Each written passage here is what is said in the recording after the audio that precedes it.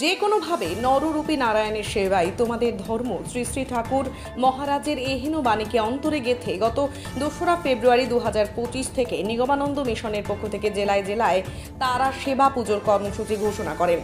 মিশনের এই ঘোষণার পর গতকাল রবিবার কোচবিহার জেলার অন্তর্গত দিনহাটা মহকুমার নিগমনগর শ্রী শ্রী নিগমানন্দ সারস্বত আশ্রমে 98 জন দুস্থ ব্যক্তির মধ্যে বস্ত্র বিতরণ করা হয়।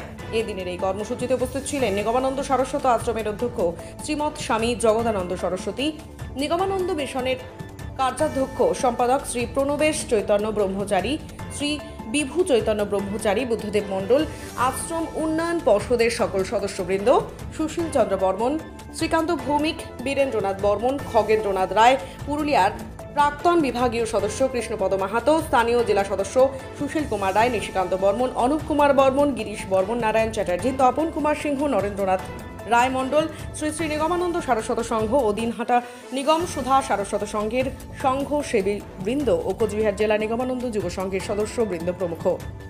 ঠাকুর মহারাজ তার জীবদ্দশায় তার যারা আমাদের অন্তেবাসী সেবক ছিলেন, যারা ভক্ত ছিলেন, তাদেরকে সেখানে প্রেরণ করতেন তাদের সেবা পূজা করার জন্য, তাদের সেবা করার জন্য। তখন কি হতো না, তখন প্রাকৃতিক দুর্যোগ হতো, তখন আমাদের মতো মোবাইল ছিল না। মোবাইল এখন সঙ্গে সঙ্গে খবর দেওয়া যায়, কোথায় ঝড় হচ্ছে, কোথায় ঝঞ্ঝা হয়েছে, কোথায় দুর্ভিক্ষ হয়েছে, কোথায় ভূমিকম্প হয়েছে, কোথায় অগ্নিকাণ্ড হয়েছে, এইসব আমরা সংবাদ পাই এখন মোবাইলের দ্বারা। কিন্তু তখনকার যুগে মোবাইল ছিল না। ঠাকুর তখন সংবাদপত্র দেখে, পেপার দেখে এবং রেডিওর খবর শুনে যেখানে তিনি এই সব দুর্যোগের খবর পেতেন সেখানে তিনি প্রেরণ করতেন। তাকে প্রেরণ করতেন মুখ্য ছিলেন কে?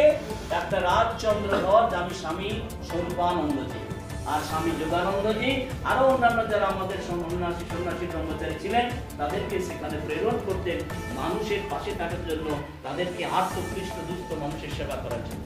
সেই আর্তক্লিষ্ট দুস্থ মানুষের সেবার জন্য যে আমাদের গৌরাঙ্গ অনাথ থেকে তোমার গৌরাঙ্গ সেবাশ্রম যে প্রতিষ্ঠা হয়েছিল, সেটি পরবর্তীতে আমাদের পূর্বতন মহান্ত মহারাজ ডাক্তার স্বামী জ্ঞানানন্দ সরস্বতী মহারাজ সেটি নিগমানন্দ মিশন ঠাকুরের নামে করলেন নিগমানন্দ মিশন।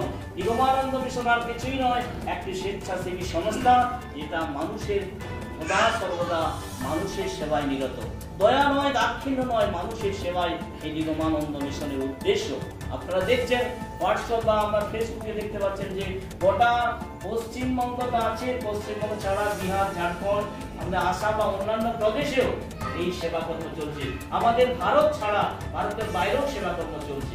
আপনারা সকলে হয়তো অনেকেই অবগত আছেন, যারা অবগত নেন তারা দেখবেন যে ঠাকুর নিগমানন্দ পরমহংসদেব তিনি চেয়েছিলেন জীব জগতের সেবা। তিনি হচ্ছেন জীব জগতের অক্লান্ত সেবক।